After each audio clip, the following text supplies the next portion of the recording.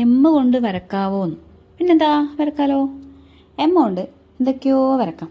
ഞാനൊരു 3, 4, 5 എണ്ണം കാണിച്ചു തരാം. എം കയ്യും കാലാക്കിയിട്ട് നമുക്കൊരു ഉറുമ്പ് അല്ലെങ്കിൽ ഒരു 8 കാല് ഇതുപോലെ വരക്കാം. പിന്നെ സ്മോൾ ലെറ്റർ എം, അതിനെ കൊണ്ട് ഇതൊരു തട്ടിക്കൂട്ട് വരെയാണ്. നമുക്ക് ഇതുപോലത്തെ ഒരു ഉറുമ്പിനെ വരക്കാം. ഇതൊക്കെ നമ്മൾ പണ്ട് കുറേ വരച്ചിട്ടുണ്ട് അല്ലേ, ഇതുപോലത്തെ ഉറുമ്പിനെയൊക്കെ. പിന്നെ വീണ്ടും നമുക്കൊരു എം കൊണ്ട് ഒരു കിരീടമുള്ള ഒരു രാജാവിനെ വരച്ചാലോ.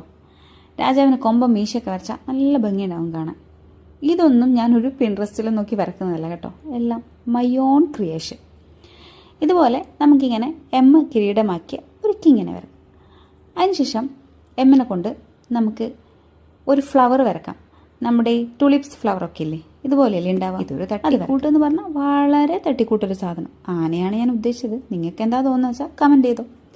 പിന്നെ വരച്ചതേ, ഞാൻ ഫസ്റ്റ് ഭാഗം എടുക്കാൻ മറന്നുപോയിടോ. ഒരു മൂങ്ങച്ചാര വരക്കാം. എം അതിൻ്റെ കണ്ണാണ്. അത് നിങ്ങൾക്ക് മനസ്സിലായിട്ടുണ്ടാവുമെന്ന് ഞാൻ വിചാരിക്കുന്നു. ഈ ലെറ്റർ ഡ്രോയിങ് ഇഷ്ടപ്പെട്ടെങ്കിൽ മറക്കാതെ ലൈക്ക് ചെയ്യുക, കമൻറ്റ് ചെയ്യുക, സബ്സ്ക്രൈബ് ചെയ്യുക. താങ്ക്